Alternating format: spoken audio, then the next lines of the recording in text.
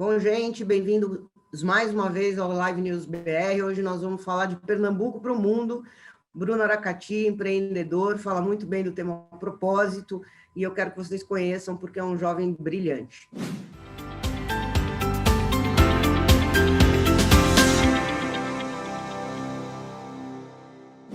Mais uma vez, estou aqui com o nosso objetivo de dar mérito para quem tem propósito. Vou pedir, Bruno, que você se apresente para o nosso público. Oi, pessoal, tudo bem? Meu nome é Bruno Aracati, sou de Pernambuco, mas moro em São Paulo já há quase 15 anos aí. Tenho uma história misturada aí de empreendedorismo, trabalhei no mercado financeiro, depois voltei a empreender com startup, com tecnologia. Então, a história aí cheia de altos e baixos, e vou deixar Mel conduzir aqui para a gente seguir aqui essa jornada e, quem sabe, agregar de alguma forma para quem está assistindo aqui, que eu sei que é um público muito legal que a Mel tem. Bacana, obrigada por elogiar o meu público, fico muito feliz, mas o que a gente quer ouvir é a tua história. O que me chama muito a atenção na tua história é que você começou a empreender muito jovem. Conta como foi isso, e teve vários altos e baixos que acho que tem histórias engraçadas que a gente pode deixar como mensagem de motivação para o pessoal aqui não desistir. Legal. Assim, acho que a primeira coisa, quando você resolve empreender, né, você tem um ciclo assim, tô rico, tô pobre, que é diário, né? Desde a hora que você começa a mexer na planilha do teu business plan, você já, nossa, vou ganhar muito dinheiro, depois, nossa, não vai dar certo, nossa, vou ganhar. Aí quando você vai tocando o negócio, isso vai acontecendo, e é total realidade, né? Então, a minha primeira empresa que eu tive, acho que meu primeiro CNPJ, né, foi aos 20 anos, eu me tornei sócio de uma pista de kart indoor, né? Então, a gente tinha uma pista de kart lá no Recife, e a gente montou a operação de kart indoor lá, e foi maravilhoso. Em 10 meses eu ganhei muito dinheiro, né? Vendi minha participação depois, já bem super rápido, e aí já parti para o próximo empreendimento no ano seguinte, e aí depois já quebrei totalmente, né? O negócio até deu certo, mas a mensuração do quanto a gente ia investir, do quanto a gente ia gastar, capital de giro, essas coisas que às vezes a gente erra, né? Super normal errar. A gente errou e eu fiquei aí durante alguns anos com uma super dívida que eu, ainda bem, com muito esforço aí fui pagando ao longo dos anos. E aí, enfim, depois me vi aos 23 anos praticamente quebrado ali, me perguntando o que é que eu vou fazer agora, né? Se eu não entrar no mercado de trabalho mais formal, eu vou ficar aqui com esse estigma de empreendedor, e se eu não tiver capital para montar a próxima empresa, o que é que vai acontecer, né? E eu tive a brilhante ideia de prestar o programa de trainee, né? E aí essa é uma outra super história que dá para a gente explorar aí. Como é que foi? Você chegou no programa de trainee e logo caiu a ficha que você estava perdido? Ou a gente estava falando recentemente sobre ignorância. Você tinha noção de que você precisava aprender muita coisa ainda? Legal. Assim, a primeira coisa do programa de trainee foi quando eu resolvi prestar, né? Eu tive a brilhante ideia de fazer o programa de trainee em outubro. E eu não sei se hoje ainda é igual, mas todos os programas de trainee, eles abrem inscrições em agosto. Então, em outubro, estava tudo já em andamento, não tinha mais nenhum para me inscrever. Aí, de repente, apareceu apenas um, que foi um programa meio retardatário do Itaú, específico da área de mercado de capitais, né? Então, eu nem estava muito afim de fazer. Na época ali, eu nem sabia muito bem o que era o Itaú, etc. Né? Para mim, era agência, né? Não sabia de toda a profundidade de mercado de capitais. Estava acabando de chegar de Recife, aqui em São Paulo. E aí terminei passando, né? Foi um programa super especial, conheci um monte de gente inteligente. E o interessante desse processo todo é que, quando eu estava empreendendo antes, eu estava indo super no fluxo, assim, né? Me trazia uma ideia, me trazia uma oportunidade, eu ia, fazia, enfim. Estava fazendo mil coisas ao mesmo tempo, sem nem refletir, né? Eu costumo chamar essa fase da minha vida de a fase pré-ignorância, né? Eu nem sabia que eu não sabia o que eu queria, de fato, fazer. Quando eu tomei essa decisão de fazer o programa de trainee, de entrar para o mercado financeiro, cheguei aqui em São Paulo, andava pela Faria Lima, aqueles prédios lindos, com as palmeiras dentro, assim, eu falava, porra, quero trabalhar num prédio desse. E aí, quando eu tomei essa decisão, eu falo que foi a fase de ignorância. Então, assim, foi a primeira vez que eu tomei uma decisão radical de fazer uma mudança de rumo, né? E E aí, eu chamo de fase de ignorância porque eu ainda não tinha a profundidade da reflexão de qual era o meu propósito, o que eu de fato queria fazer. Ou seja, era muito mais uma negação do que eu estava vivendo, né, e uma necessidade que eu tinha, do que, de fato, esse profundo conhecimento. Então, eu fui nessa, e aí foi quando eu entrei nessa fase de ignorância que eu chamo. Né? Eu estava lá no mercado, trabalhando no mercado financeiro, conheci as pessoas mais inteligentes que eu até então havia conhecido, só gente muito legal, muito inteligente. Mas aí, obviamente, passei 4 anos lá, terminei indo para Londres, Luxemburgo, fazer projetos pelo banco, né? Um destaque que eu tive ali no programa de trainee. E aí, esse tempo lá foi me fazendo refletir muito, né? Quem eu era, por que eu estava fazendo tudo isso, né? E aí é quando eu entro nessa fase que eu chamo de descoberta depois. E nessa descoberta, o que você descobriu de fato? Olha, primeiro eu descobri que eu queria deixar minha marca nas pessoas que estão à minha volta, né? Na perspectiva de liderança mesmo, né? Na forma como eu toco o time, como eu lidero um time, né? E no Itaú, talvez um dia eu chegasse lá, mas era uma coisa que a cultura da empresa era uma cultura que era muito acima ainda do que eu poderia fazer de influência num eventual crescimento que eu tivesse lá para ter uma gerência, uma superintendência, etc. Né? E aí, juntando isso, eu tava vendo essa coisa de startup e tecnologia começando, né? E, ao mesmo tempo, eu queria, de fato, causar um impacto, né? Na sociedade, nas pessoas que estavam à minha volta, na comunidade, né, em que eu me inseri aqui. E eu tinha isso dentro de mim, mas eu ainda não sabia como exatamente isso ia acontecer. Mas eu sabia que ali, naquela estrutura gigantesca, que a tua personalidade tem pouca influência no meio, eu sabia que lá não era muito o meu lugar. Né? Até um pouco do perfil de risco mesmo, meu perfil de risco pessoal, né? Um perfil mais agressivo, mais arrojado, e fazer uma carreira dentro de banco não tava muito combinando comigo. Né? E daí foi a minha decisão depois de quase 4 anos lá de banco, voltar a empreender. E aí, dessa vez, com tecnologia. E esse empreendimento, me corrige se eu estiver errada, foi o Colab? Não foi o Colab ainda. Né? Foi super interessante essa história. Eu estava no Itaú e aí um dos meus grandes amigos de infância, ele estava vindo para São Paulo fazer um curso e ele estava ficando na minha casa. Né? E ele estava com uma agência de publicidade, uma agência digital, né? Na época isso era super novidade ainda, e aí ele queria criar um produto que ia fazer tipo uma automação do processo de criação de website. Né? E aí eu falei, pô, vou te ajudar a fazer o business plan, tal, captar investimento e tudo. E aí, durante alguns meses, né, eu estava em casa e eu chegava do Itaú e ele estava lá e eu chegava toda noite, a gente começava a planilhar, a montar lá a estratégia, como é que seria, etc. E aí essa coisa do empreendedor, né? Não pode ver um business plan que já acha que vai, puta, agora o negócio vai explodir, isso vai dar muito certo, etc. E aí eu perguntei, ó, o que você acha de eu entrar, né? A agência dele era em Recife, falei, pô, eu monto ela aqui em São Paulo, né?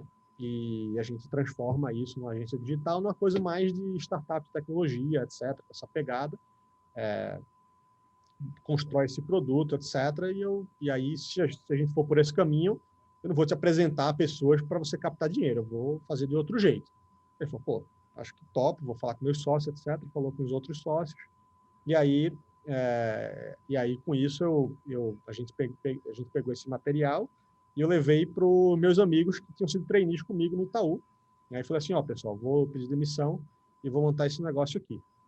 E aí eu captei todo o dinheiro para essa primeira startup com os caras que eram trainees comigo, né? Os caras e tinha uma amigona minha também, que eles investiram nesse negócio. Então foram os trainees que tinham sido trainees comigo que bancaram o meu primeiro empreendimento para eu pedir demissão do Itaú.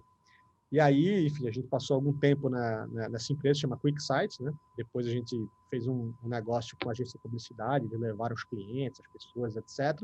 Porque a gente já tinha começado ali em paralelo a desenvolver o Colab, e aí o Colab só veio surgir em 2013, né? Esse movimento que eu fiz de saída do Itaú foi em 2011. Conta para o pessoal um pouquinho o que é o Colab. Eu conheço bem, porque eu fui uma das primeiras usuárias do Colab. Logo no começo que eu vi que lançou, eu falei, nossa, que ideia sensacional. E tinha todo um propósito, tem, né, todo um propósito de impacto. Conta aqui para o pessoal o que é o Colab. Bom, o Colab é uma rede social voltada para a cidadania, né? Ela começou assim, e aí a gente tinha dois lados, né? A gente tem, na verdade, dois lados, né? Um lado que é o aplicativo do cidadão, onde o cidadão vai postar problemas na cidade, ou ver um buraco na rua, ver, né, uma lâmpada queimada, etc. Você pode tirar uma foto, postar. Parece um Instagram, mas voltado para coisas sociais.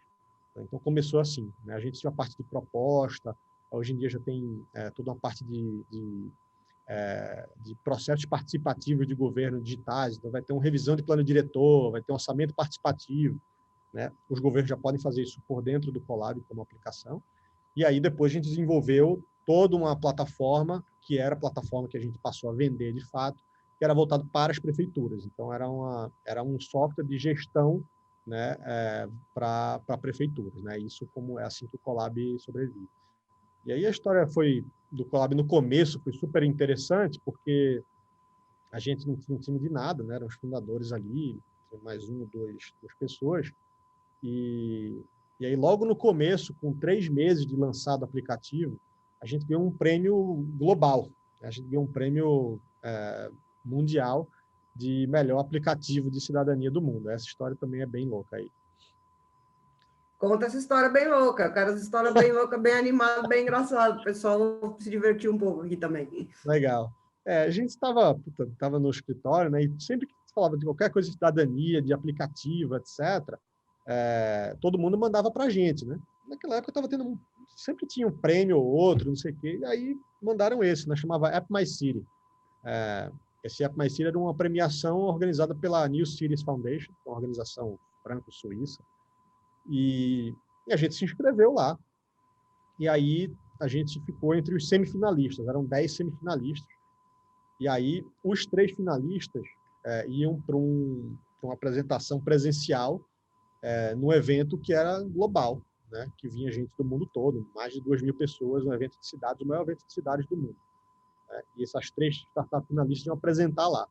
E aí, a gente recebeu a notícia de que a gente não tinha ficado entre os 3 selecionados, que a gente tinha sido o quarto, que a gente não tinha ido para a final. E a gente, porra, beleza, né? E aí, alguns dias depois, veio a notícia de que uma startup indiana lá, sei lá, que tinha ficado em terceiro, não tinha conseguido visto para ir no evento presencial. E aí a gente tinha sido automaticamente classificado no lugar deles. Então, nós fomos lá como azarões ali, e aí, lá no evento presencial, a gente sobe lá no palco e fez uma apresentação, e aí a gente ganha esse prêmio, né? E, bom, de repente, saímos em mais de 2.000 publicações no mundo todo, né? Você imaginar de TV, jornal, revista, etc., aquela loucura, né? E a gente com 3 meses de aplicativo lançado, né? Então, foi super importante isso na nossa história, e foi também aquela típica história de era para dar errado e deu certo, né? É o famoso Mactube, tinha que ser, né? Porque vamos combinar que foi, você estava na hora certa, no lugar certo e aconteceu. Porque se o terceiro não tivesse dado errado, você não tinha tido a tua oportunidade. Tinha que ser, essas coisas têm que ser. Não tem como. E deve ter sido impressionante. Você está com um aplicativo com 3 meses e de repente você ganha um prêmio mundial. Quantos anos você tinha para essa exposição toda? Isso aí devia ter o quê? 28 anos, eu acho.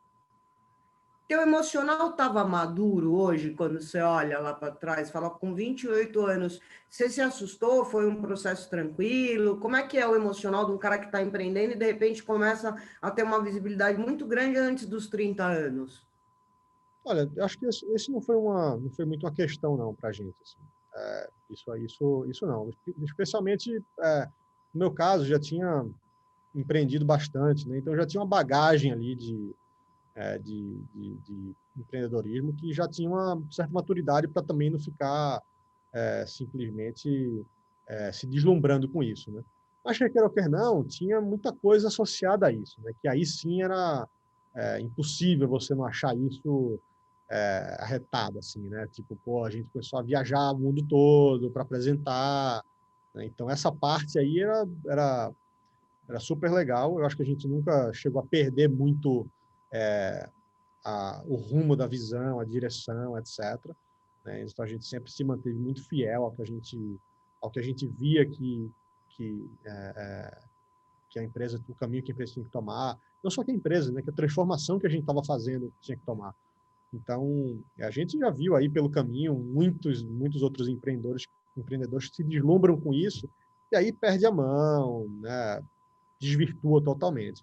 Eu acho que a gente terminou, que a gente teve essa superexposição, mas no fim das contas a gente se manteve super fiel à visão da empresa e ao que a gente estava construindo. Era nesse ponto que eu queria chegar, que eu vejo, às vezes, muito empreendedor se perder na vaidade. A hora que o negócio começa a dar certo, o cara começa a ter uma super exposição, aí, de repente, perde o foco do propósito, do que queria fazer no começo. Não, o que queria fazer no começo não, né? Porque você vai mudando os seus planos. Mas, assim, perde um pouco do foco do impacto que ele quer ter, do propósito. E isso vocês conseguiram manter com uma certa tranquilidade, pelo que eu vi. Sim, eu acho que o deslumbramento ali, acho que eu sempre fui super crítico, na verdade, dessa coisa dessa superexposição, desse empreendedorismo de palco. É, e eu sempre fui super crítico depois, né? Porque se você olha no tempo isso, em 2012, em dezembro de 2012, eu fui fazer um curso de Venture Capital em Berkeley, né? Ou seja, não se falava de startup, de venture capital no Brasil, praticamente. Meia dúzia de gato pingado de fundo, não se falava disso praticamente, era super incipiente. Né? Toda a superexposição que eu estou falando foi em 2013, de novo, ainda foi super cedo. Então, eu meio que assisti essa superexposição e essa coisa de ficar colocando empreendedor no palco para falar da startup e etc. Eu assisti tudo isso sendo criado, né? Porque isso não era uma coisa que existia, né? Esse mercado todo foi sendo criado. E eu vi isso sendo criado e eu vi isso sendo, sabe, a isca para atrair empreendedores para essa armadilha. Por que eu chamo de armadilha? Porque é, é a única coisa que vai alimentar a tua vida, se você não tomar cuidado, essa coisa da exposição, que serve para o teu ego naquele momento e depois desaparece. Então, eu vi isso, né? Eu vi os empreendedores se ferrando para captar dinheiro, se ferrando para validar modelo de negócio, se ferrando para ter crescimento, para fazer alguma coisa que faça sentido, mas tudo isso é compensado porque o cara se acha bonito lá com o microfone em cima do palco, sabe? Então, eu acho isso uma super armadilha que o mercado criou, eu li há muitos anos atrás, acho que eu estava no colégio ainda, aquele livro Free Economics, né? E aí o cara é super polêmico, mas ele fala tanto do o mundo de traficante e o mundo de modelo, né, e de jogador de futebol, e aí você bota empreendedor no meio. O que é que eles têm em comum? Né? Pouquíssimos dão certo, mas você cria essas super histórias assim de um sucesso avassalador que atrai um monte de gente para o negócio, achando que é fácil, e não é. Só que você pega isso, carreira de modelo. Puta, são pouquíssimas que têm sucesso, que vivem uma vida boa. Jogador de futebol, mesma coisa. E no empreendedorismo é a mesma coisa. Só que o empreendedorismo acho que tem um impacto econômico maior, né? Porque se você se alimenta só do ego, você não faz a coisa direito e você termina prejudicando mais um monte de gente, né? Que você atrai para junto de você. Claro, porque você tem geração de emprego, você tem todo um impacto na sociedade. Se você não der certo, você está dando errado para muita gente. É diferente do cara que se propõe, não querendo desmerecer o jogador de futebol, enfim, os outros exemplos que você citou, mas o impacto dele não dar certo é muito mais individual do que coletivo. Faz todo sentido o que você está falando. E quando você era menor, o que você tinha? Essa é uma pergunta que eu sempre faço para os entrevistados. Quando você era criança, você tinha um sonho de, eu quero ser alguma coisa quando crescer? Você sempre teve a ver empreendedora? Você queria fazer uma faculdade diferente? Como é que era a tua cabeça lá atrás, quando você era criança? Então, diferente de muitas histórias que você ouve, eu não tenho nenhuma lembrança de nada muito fixo, não, assim, sabe? Eu sempre tive uma coisa assim, eu tenho uma lembrança desse desejo de legado, etc., né? De deixar alguma coisa relevante, importante, mas nunca preso a nada específico, né? Então, tem muita gente que eu conheço que tem a história assim, puta, eu sempre soube que eu ia fazer isso, que eu queria fazer alguma coisa nessa linha. Eu sempre tive sonhos mais genéricos, vamos dizer assim. Sonho genérico é bom, eu gosto de pessoas genéricas, porque eu acho uma bobagem isso que diz que o cara não pode ser plural porque ele não se aprofunda em nada. Pode sim. Eu já falei disso até com Taíde aqui, com um monte de gente. É... Você fez faculdade do que exatamente? Conta um pouquinho da tua fase mais jovem aí. Bom, eu fiz faculdade em Recife, né? Fiz na Universidade de Pernambuco, e fiz faculdade de administração lá. E em Recife, assim, especial, eu não quero desmerecer quem fez faculdade em Pernambuco, o nível da faculdade é muito bom, mas uma coisa que eu percebi na minha mudança para São Paulo é o quanto as pessoas levam a sério a faculdade, né? Lá versus aqui. Então lá, assim, eu conheci pessoas incríveis, assim, super inteligentes. Tem muita gente que veio para São Paulo logo depois, assim, trabalhar no mercado financeiro, etc. Conheci figura super ilustre aí, o Murilo Gun, que depois, né, na faculdade, virou um super amigo. A gente até dividiu apartamento junto, então a jornada é super próxima aí. Então eu conheci muita gente legal, mas eu já trabalhava, então eu já trabalhava full time. Então a minha faculdade era à noite, então eu trabalhava o dia inteiro, ia para a faculdade e assistia aula ali, meio pensando no trabalho ao mesmo tempo, e tomando cerveja, jogando dominó. Então era uma pegada assim de estudo bem diferente, né? Eu vim estudar assim mesmo, mas depois que eu vim para São Paulo na pós-graduação que eu fiz no INSPER. Na época era até IBMEC São Paulo que chamava, né? Então fiz uma pós em finanças lá, depois fiz o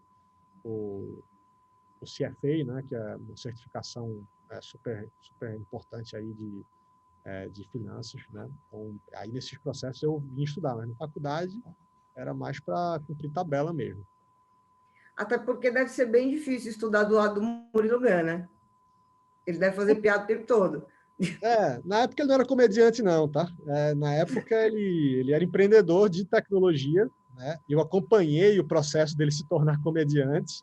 Ele escrevia um monte de besteira, a gente passava a aula todinha jogando joguinho na época não tinha nem smartphone, eu acho, era aquele Palm Top, né? A gente ficava jogando joguinho de Palm Top, conversando besteira.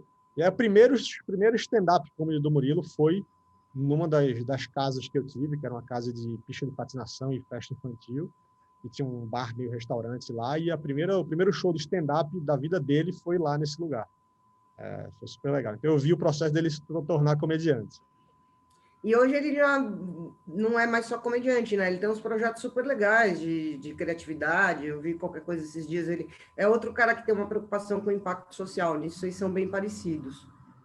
O Murilo montou uma escola de criatividade, né, online, e aí recentemente ele abriu a escola gratuitamente, e aí de 2, 3 mil alunos que ele tinha ali por cada lançamento que ele fazia, agora 400, 500 mil, então está causando um impacto super bom aí. Ele está num caminho bem diferente agora. Bom, mas voltando aqui para o seu caminho, que hoje você quer a estrela, conta para o pessoal, assim, quais foram grandes erros que você cometeu, que você fala assim, que pode até ser engraçado, você fala assim, olha, eu lembro que eu fiz uma dessa que eu não acreditei. Tem história boa para contar? Não só dos acertos, mas dos erros também, que a gente aprende mais com eles, inclusive, né? Eu tenho erro em todas as esferas, assim, né? 100% das esferas, né? Desde o momento que eu pedi demissão para empreender, foi super precipitado, né? Então, eu acho que esse foi o primeiro erro, né? Quando eu captei investimento, eu terminei investindo junto, e como eu ia deixar de receber salário e bônus, etc., eu devia ter calibrado isso de outra forma, né? Esse outro erro no nível pessoal que eu tive. E aí acho que os principais erros que eu tive na minha jornada foram todos no nível do relacionamento interpessoal, né? Na forma como você aborda os problemas, na forma como você soluciona os problemas, né? Que aí vai desde como você encara um, né, um filho da puta do outro lado da mesa, né? Como você reage a um escroto do outro lado da mesa, até a forma como você lida com um problema com uma pessoa que é super querida, né? Você tem bastante afeto, a forma como você lida com as divergências, né? Então, assim, no nível de relacionamento interpessoal, foram muitos erros, assim, eu, sinceramente, eu não me sinto nem à vontade de contar as histórias no detalhe, porque envolvem outras pessoas, mas, genericamente falando, eu aprendi hoje primeiro a dormir os assuntos, a respirar bastante, a sempre tentar buscar uma solução criativa e não reagir, né? Tirar muito a, a conversa do ego da jogada, né? Então, tem muita coisa que você deixa de aceitar, que vai até ser bom, mas que você fica se prendendo ali numa vitória que tem muito mais a ver com o teu ego do que com o benefício em si. Então, hoje eu acho que esses erros de relacionamento, eles têm muito a ver com o foco no processo, né? E não no resultado final, né? Às vezes o resultado final ia até ser bom, mas eu não estava gostando do processo, como ele estava acontecendo, e aí eu tive reações mais agressivas, mais contundentes, assim, que hoje eu teria feito totalmente diferente, né? E acho que isso, ainda bem que nessas relações todas eu tive a oportunidade de voltar atrás e de refazer as pontes, etc., mas muitas vezes você não tem uma segunda chance com esse tipo de coisa, né? Então, ao longo do caminho, o que realmente importa são as pessoas com quem você convive, com quem você troca, com quem você aprende, com quem aprende com você, e é preciso ter muito cuidado com essas relações. Eu acho que esse é o principal ponto. Com certeza, concordo com você. No final, tudo se trata de pessoas. Hoje, você está com uma equipe, continua com esse desafio de ter relações interpessoais, ou você já está numa parada mais sou investidor, minha parte é mais numérica? Como é que está a vida hoje? Hoje, qual que é o teu desafio hoje? Legal. Hoje eu tô com uma empresa chamada Drumway, né, empresa focada aí no valor dos dados, e sim, tenho equipe, né? Acho que hoje a gente tem um desafio que a empresa tem mais ou menos 30 pessoas hoje, e espalhadas em Palo Alto, Nova York, Barcelona, Toronto, São Paulo, enfim, tem gente em um monte de lugar, né? E aí é uma dinâmica totalmente diferente, mas que sim, né, ainda continua total, né? Tenho meus investimentos ali em paralelo, que eu faço, mas que continua você tendo um relacionamento com o CEO da empresa, né? Você continua tendo proximidade ali com pessoas, e aí todo o seu posicionamento, como você se comporta, né? Eu vejo muito as pessoas discutindo o que não importa, sabe? Eu acho que esse é o grande lance, assim. Muito gasto de energia para o que não importa, e o que importa deixa para depois, sabe? Concordo com você, tem muita discussão em torno de tema que não importa. Você sabe uma brincadeira que o povo fala, que estavam discutindo, sei lá, na Rússia, não lembro qual país, e os Estados Unidos em paralelo, em momentos diferentes. Estados Unidos preocupadíssimo em desenvolver uma caneta que a gravidade não levasse a tinta para cima por conta de estar, enfim, em outro planeta, e foi lá o russo, não lembro se era o russo, mas enfim, o equivalente de outro país, e viajou, pegou o foguete e viajou com lápis mesmo, porque dava para escrever. Foi exatamente isso. Tipo foco na solução, entendeu? Em vez de foco na solução, vamos no que funciona. Beleza. E tua vida pessoal, você consegue equilibrar bem vida pessoal com vida profissional? Como é que é? É um desafio, não é? Para você tranquilo? Como é que você lida com isso? Olha, é um desafio, de fato, mas a minha geração, eu acho que da minha geração para baixo, eu acho que existe uma preocupação natural maior com isso, né? Então, quando você pega pessoas que hoje têm de 40 para cima, né, todas elas fazem essa reflexão de sacrifiquei minha vida pessoal, etc, etc, etc. E eu sempre tive essa preocupação, mas eu tomei alguns cuidados, né? Então, por exemplo, um dos principais fatores de escolha do meu primeiro escritório em São Paulo, em 2011, é a proximidade com a minha casa. Então, eu trabalhava 5 minutos a pé lá de casa, em Moema, e então eu ia andando, então voltava, às vezes almoçava em casa, ia na academia do prédio na hora do almoço. Então, eu sempre fui preocupado com isso, né? É, depois de 2015, etc., casei, meu filho nasceu em 2017, e aí, terminei super, né, tentando super focar, assim, a não ficar até muito tarde no escritório. Claro, acontece, acontece. Pelo fato da Drummer hoje ter gente em todo lugar do mundo, etc., nossa base é em Palo Alto, eu viajei pra caramba, então, assim, nessa parte aí é impossível, né, você conseguir equilibrar quando você viaja, não tem muito o que fazer. Então, viajei pra caramba no passado. Mas agora, nesse ano de pandemia, por exemplo, foi super legal, assim, consegui equilibrar, gastei bastante tempo com meu filho. Então, esses erros geracionais, né, eu acho que eles não tendem a não se repetir da mesma forma, né? Então eu me considero aí tendo um equilíbrio bom entre vida pessoal e, e vida profissional, né? Assim, a atenção que eu tive ao meu filho, os momentos que vi ele crescer, não perdi praticamente nada dele, assim, consegui participar muito, né? Então, tirando esses momentos de viagem que são impossíveis, né? Não tem o que fazer, né? No restante, assim, acho que foi super bem. Bom, ver ele crescer, não, bondade sua, né? Porque ainda é um nanico, tá com 3 anos, é isso? Tá quase 3, vai fazer 13 em dezembro agora. Pequenininho, eu quero ver uma foto dele e da esposa depois. Você tem É. algum tipo de hobby? Isso é uma coisa que eu queria perguntar. Então, eu sempre fui muito genérico nos sonhos e sempre fui muito arróbico, né? Eu nunca tive muito hobby, assim, eu sempre gostei de correr, então, mas eu nem considero um hobby, é meio um exercício, assim, que eu sempre fiz, né? Então, eu sempre corri bastante, né? Mas nada muito, muito maluco, assim, de maratona, não. Corrida básica, assim, sabe? 5 quilômetros, 10 no máximo, etc. E aí, esse ano, na pandemia, em maio, eu fui para a praia.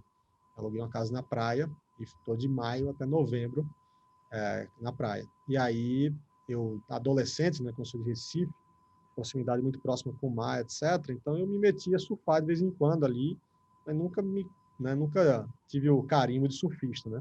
E aí, morando na praia desde maio, comecei a surfar e agora ferrou. Agora, finalmente, eu posso dizer que eu tenho um hobby de verdade. Então, estou surfando agora direto. Sempre que tem onda, eu caio no mar. Já tomou muito caixote? Muito.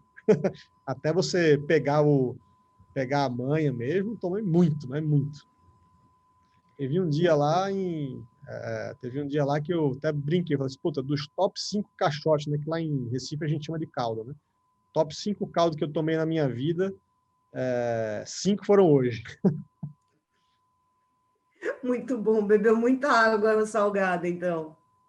É, Bom, Bruno, eu queria te agradecer e queria que você deixasse aí a mensagem que você quiser para quem assistiu a gente até agora. Curtiu, clica no sininho, se inscreve no canal.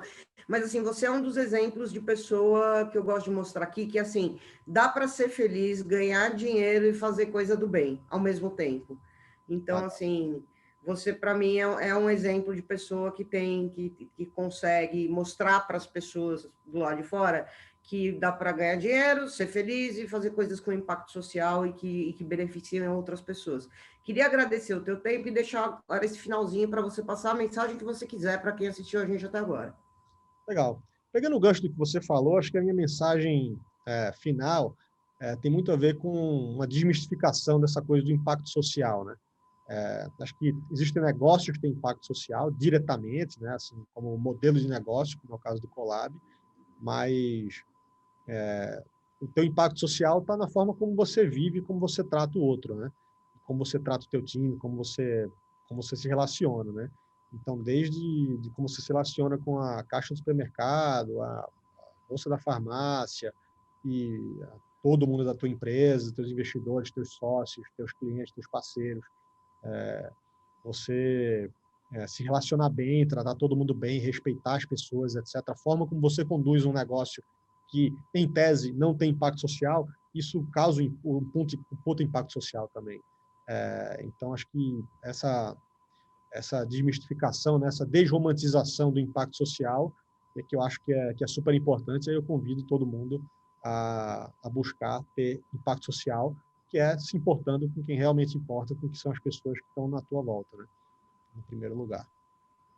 Não poderia concordar mais com você. Acho que quando a gente olha o outro que está aqui do nosso lado, a vida ela é diferente, inclusive para a gente, né? Não só para o outro que se sente visto, mas você começa a ter empatia, coisas começam a acontecer e atrair coisas bacanas, pessoas legais na vida.